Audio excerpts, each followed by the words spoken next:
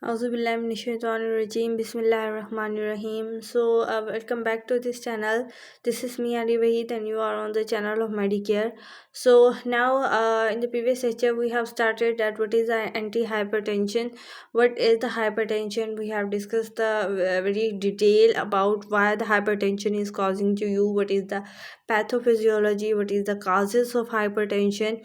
We have discussed the types of hypertension also, so we have studied it in detail. Now we are going to start the antihypertensive drugs. So we have to treat the patient who already have hypertension. Hypertension means high blood pressure. So the drugs which are used to treat is these classification are given here. First is sympatholytics. Sympatho means sympathetic activity, lytics mean broke down. The first, if you remember the previous lecture, we have discussed the first cause of hypertension, and the first cause is the high sympathetic nervous system activity. So whenever the sympathetic nervous system activity activates, so it is a nervous system which activate when you are in the fight or flight mode. So it's mean you are in a fight mood. So whenever you are fighting with someone, your heart rate increase, your blood pressure increased out. So it's mean in this is the one of the major cause to increase the blood pressure, and we have to decrease this activity. So sympatholytics are used to decrease this sympathetic activity, and once this sympathetic activity will decrease out, then your blood pressure will decrease, and which is the major purpose of that drugs. So what are sympatholytics? What is the classification? So include four classes in it further: alpha 2 agonists, beta blockers, alpha blockers, and mixed blockers. So these four subtypes are given in it. Then the second antihypertensive drug is the calcium channel blockers, then ACE, angiotensin converting enzyme inhibitor, direct vasodilators, angiotensin receptor blockers, and diuretics. So these are all the classification which includes in it. So first we will discuss the sympatholytics, these four classification and calcium blockers in this lecture. Then the next classification will be discussed in the next upcoming lecture. So the first sympatholytic drug is the central acting alpha 2 agonist. So this is the alpha 2 agonist. So alpha 2 is an adrenergic receptor which is present on your pre or post synaptic neuron. So it is present on it, and it is working through a negative feedback mechanism. So we have two drugs which are acting as alpha 2 agonist, clonidine and methyl-dopa. They are placed in one classification, but their mechanism is quite a bit different. But they have similarity in the usage in other things. So therefore, we have concluded it in one class. But they have a little bit different mechanism. Like first, we will discuss the function of clonidine. As you can see here, so this is a postsynaptic neuron, and I have drawn here. So I am not explaining all the mechanism how epinephrine is released. We have discussed it in whole detail when we have discussed the chapter of autonomic nervous system, and in the autonomic nervous system we have discussed adrenergic receptor. So we have discussed the whole detail in that chapter. So now, as you all of know, this vesicle contains the epinephrine or non-epinephrine. It will binds to this membrane. How it will binds when the cyclic AMP levels are high. And when the cyclic AMP levels are high, it activates these calcium channels. And these calcium channels will cause the influx of calcium, and once you know, whenever the calcium influxes happen out, the contraction will happen. So this vesicle will going to contract out, and due to this contraction it will release all the norepinephrine present in it into the outside synaptic cleft. Then here we have attached a receptor which is called as alpha 2 receptor. So about 80% of the epinephrine bind to that alpha 2 receptor, and it is going to negative feedback on cyclic AMP. So it is decreasing the level of cyclic amp. As a result, calcium influx will not happen. There is no contraction of vesicle and no epinephrine will not release. So whenever there is a high level of release of epinephrine, more will be the sympathetic activity and more will be the blood pressure. So we have to decrease it. So we are blocking the release of norepinephrine by doing clonidine, which is alpha 2 agonist, which is increasing negative feedback, and as a result the sympathetic activity will decrease out. Next drug is called as methyl dopa. So dopa is a dihydroxyphenoxyamine. It is converting into the dopamine. Okay, with the help of an enzyme dihydroxyhydrolase. So now by this adding giving methyl dopa, it will cause the conversion of dopa into the methyl dopamine. Now this is not dopamine, this is methyl dopamine. Then methyl dopamine will convert into methyl norepinephrine, and methyl norepinephrine will act as a alpha 2 agonist. So it is increasing the activity of agonist. As a result, it is decreasing itself. So that's why it also acting as a sympatholytics. So these two drugs are really important. uh, let's discuss its uses and its adverse effects also. So this is about the uses of clonidine, and this is the use of methyl dopa. So as you can see here in the clonidine, I have written it is used for the alcohol users.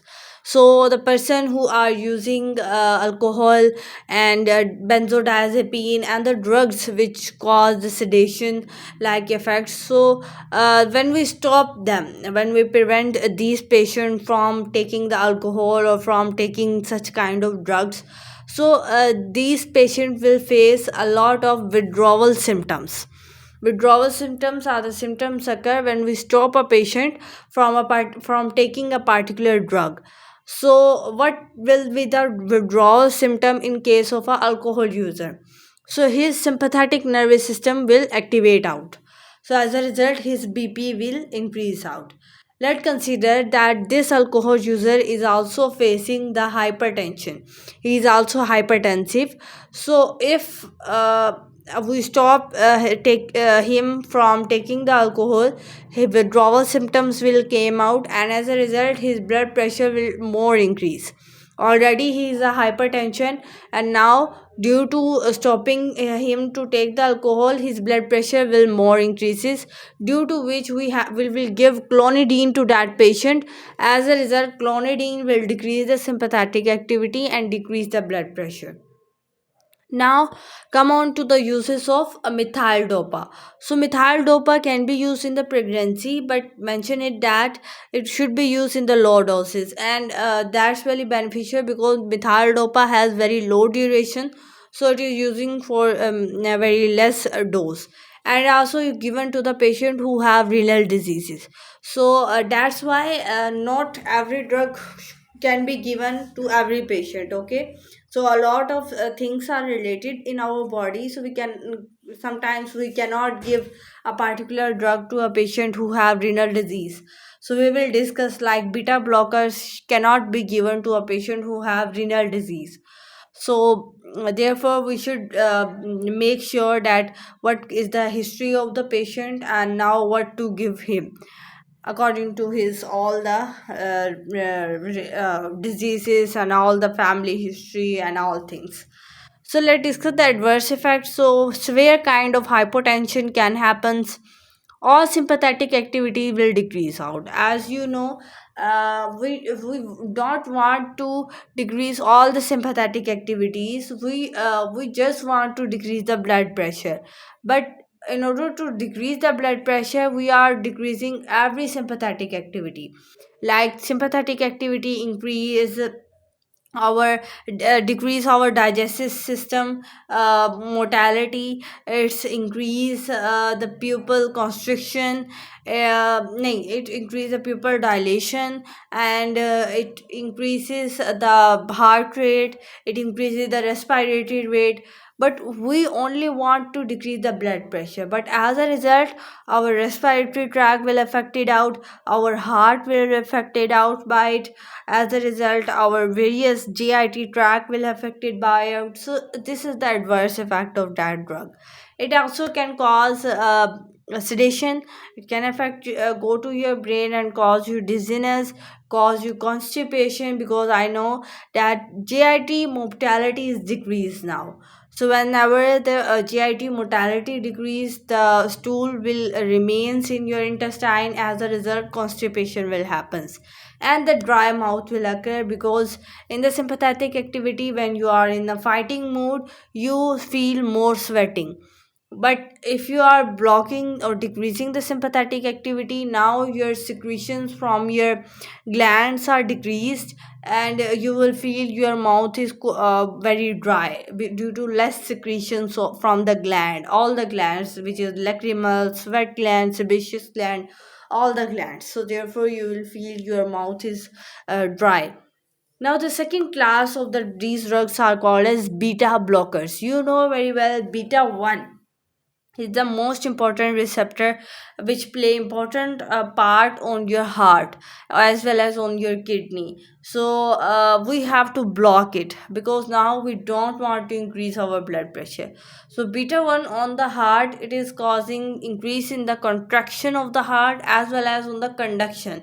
So beta 1 is present in the two cells of a heart.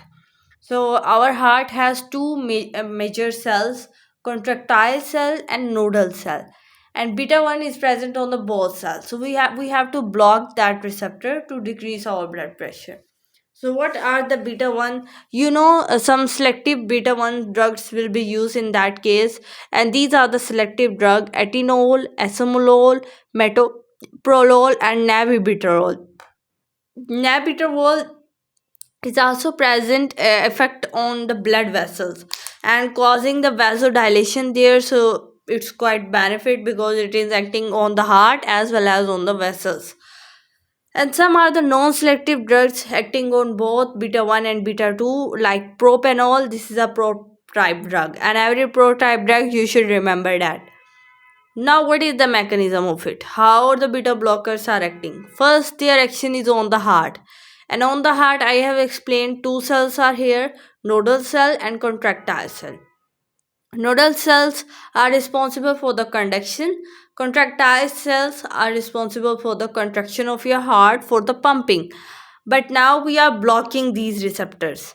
As a result, conduction and contraction will decrease, heart rate, cardiac output will decrease, TAPR, peripheral resistance will decrease out. As a result, blood pressure will decrease. So this is the total peripheral resistance.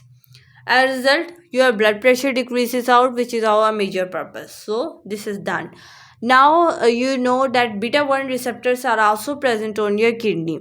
So let's see how it is affecting on the kidney and how it is decreasing the blood pressure by affecting on the kidney. So on the kidney, whenever the beta receptors are blocked out, on the kidney, Jg cells are present, which are responsible for the release of renin. But due to the blockage, now it cannot release the renin. As a result, the concentration of renin will decrease out. And due to no production of renin, now there is no angiotensinogen, there is no angiotensin 1, there is no angiotensin 2. As a result, the aldosterone releasing from your adrenal gland, it decreases out. There is decrease in the sodium retention. Now sodium will increase, concentration of sodium will release out through your urine. As a result, your blood volume, now the sodium release from your body. As a result, your blood volume will decrease out, and the blood pressure will decrease. So that's why it affect on your kidney. But kinetics, you can give some drugs orally and some IV. Okay, indication, you can give these drugs to a patient who already have heart disease, who have hypertension, who have angina, who had heart failure. So beta blockers are good for the one patient who have heart related diseases but not renal failure. It is quite difficult for a patient who is already renal and we are giving that drugs to him. So I have written in the contraindication you should not give beta blockers because it is affecting on the kidney. So the patient who has already the renal disease, we cannot give them to it. So asthmatic patients, COPD cannot be given because they can affect on the beta 2 receptors present on the lungs, so causing the vasoconstriction, which is dangerous for the asthmatic patient. And we cannot give these drugs to the diabetes patient. Why? Because beta 2 receptors are on the liver. On the liver it is causing a severe kind of hypoglycemia, and the patient who are diabetes, if they are facing severe kind of hypoglycemia, they can undergo the process of shock and coma and death. So therefore we cannot give them to it. But are the adverse effect of beta blockers? First effect is sexual dysfunction. Second is lipid metabolism cannot occur properly. Why? Because it also act on the beta 3 receptor. Beta 3 are on the fat cells and causing the lipid metabolism, fat metabolism. But due to the blockage of beta receptors, now the lipid cannot be metabolized properly. So that's why it can cause the weight gain, it can cause the fat accumulation in these patients. Second adverse effect is cause severe hypotension, decrease in the heart rate, and also cause the insomnia to the patient who is taking that. So the next class of drugs which are used for the hypertension is the alpha blockers. Alpha 1 receptors are present on the blood vessels causing the vasoconstriction. Now we have to block it. So the drugs which are selective alpha 1 blockers are 3: parazosin, dosazosin, terazosin. So this is a zosin family, and how to remember it? Zosin family, तेरा डोसा बड़ा प्यारा है, तेरा डोसा बड़ा प्यारा है, ठीक है. सो अल्फा वन तेरा डोसा बड़ा प्यारा है, जोसिन family. Now what is the mechanism? Very similar. Artery, it is going to affect on it is going to affect on blood vessels, major arteries, and also affect on the veins. An artery causing the vasodilation, as a result TPR decrease out and blood pressure will decrease. In case of veins, is cause venodilation. And orthostatic hypertension will happen. Orthostatic hypertension, that's really really important for the viva point of view. It also causes the postural hypertension. Why? Because like if a patient who is sitting in a position and suddenly he stand up, and there is a sudden drop in the blood pressure of that patient. Why this happens? Because the sudden venodilation will happen in that patient, and due to which he will feels dizziness, faintiness, and he will feel a chakkar. So therefore this is called a orthostatic hypertension. So if a patient you give these alpha blockers, they can face this hypostatic hypotension. So it can happen to a patient due to the age factor, but sometimes some drugs can also cause this as a adverse effect. So alpha blockers cause this as a adverse effect. So the patient who are taking the alpha blockers, they can face the orthostatic hypotension in the common practice. So there should be need to monitor them. So now let's see the other adverse effect on the arteries. So it causes postural hypertension. Again, I have written it. It can cause severe hypertension, and this severe hypertension can lead to the patient to cardiogenic shock. Means your heart is not getting the proper blood. As a result, the death of the patient can occur. and reflex tachycardia will occur in the case when the arteries are dilated. So when the arteries are dilated, as a result your heart will sense that the blood pressure is very low, we need to work hard. So as a result your heart rate increase, but your blood pressure will decrease out. So this is called as reflex tachycardia. So it also occur when you are taking the alpha blockers. What is the indication we to what patient we can give alpha blockers? So we can give alpha blockers to the man who have beginning prostate hyperglycia. This is a disease which is called as BPH, and in that disease prostate gland of the man is enlarged. So this enlargement is not due to any tumor, but it enlarges itself. So it can be treated out through alpha blockers. Now the next class, which includes in the sympatholytics, is the mix blockers, mix alpha 1 and beta 1 blockers. So they are acting on both alpha 1 as a beta 1.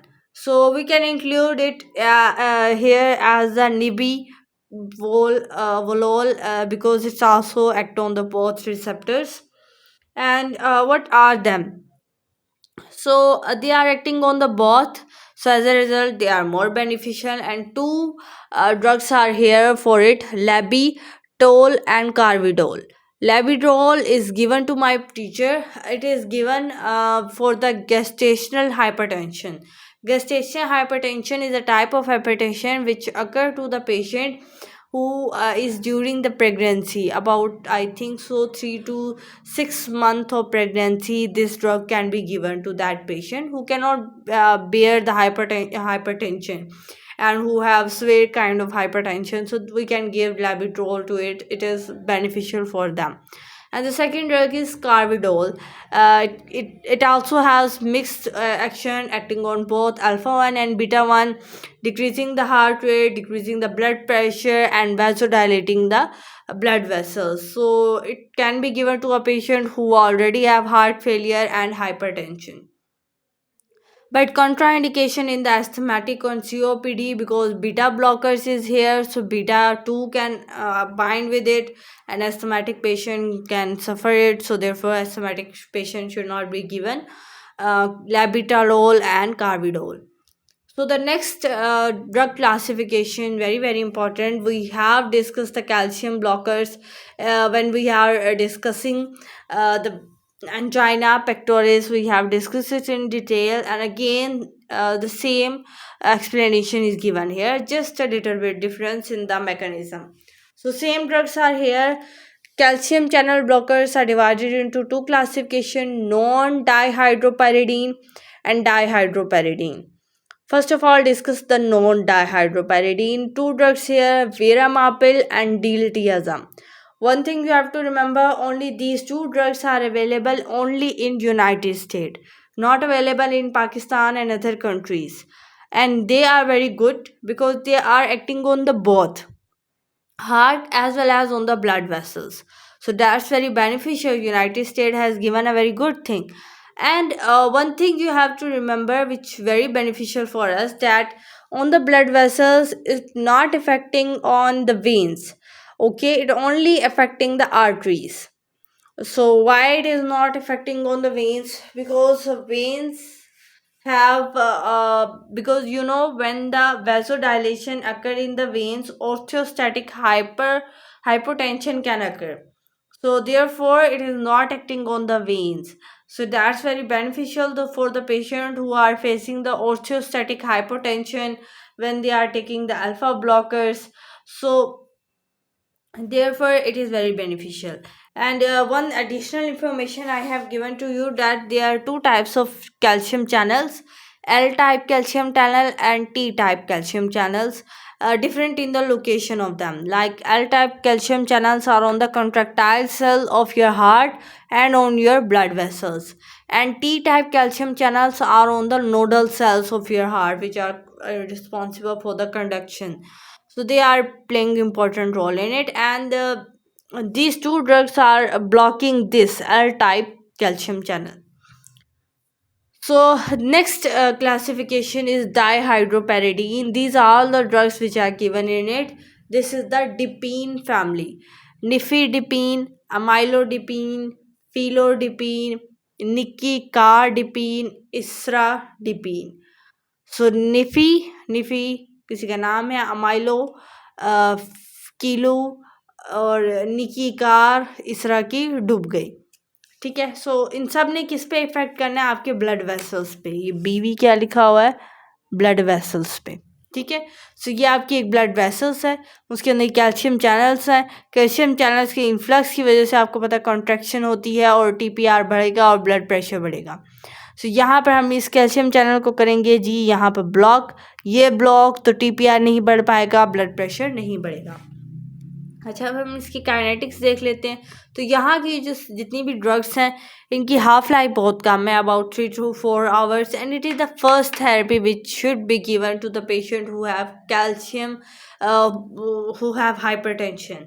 So this is the first line therapy, but it has half life is very low, so therefore it cannot be given for the maintenance therapy as well. So for the maintenance therapy, if the patient have renal disease, we go for the alpha 2 agonist. If the patient have heart like diseases, we go for beta blockers. And if the patient has some thing about related to heart failure, then we can give mix alpha and beta blockers, so these things can be managed out. So next thing is the indication can be given to hypertensive, asthmatic and diabetes patient can be given, because now there is no relation with the beta receptor, so that's very good for the asthmatic patient and as well as for the patient who is facing diabetes. Diabetes patient can take alpha blockers. Okay, so there is no involved, and asthmatic patient can take alpha blockers because alpha has no beta like relation. So whenever the drug which is blocking the beta, always its adverse effect or its contraindication will be asthmatic and diabetes patient, and also given to a patient who has heart disease. So this is the first line of therapy, but not the maintenance therapy, because its duration is very short and patient has to take again and again and again drugs. Then let's discuss the adverse effects. So hypertension is the one of the best adverse effect which mentioned in all the classification. Flushing can happen, the redness of the face will occur, puffiness and dizziness will occur because they can enter into your brain also, headache, migraine like you can feel, and peripheral edema can occur. So peripheral edema is one of the major problem which faced by the patient who have renal diseases. Okay, so therefore we cannot give these drugs to that patient. So we can switch for the alpha 2 agonist for that patient, and also we can, when we discuss the other classification, then we can go for it and discuss that what kind of drugs should be given to other patient who have renal disease. But methyl dopa can be given to the patient who have pregnancy as well as the renal disease. So this was all about my lecture. I hope that you will like it. Please subscribe to my channel, like my videos to get more further videos on this topic, and take care of yourself. Meet you soon in the next lecture with the remaining classification of antihypertensive drugs. Take care. Allah Hafiz.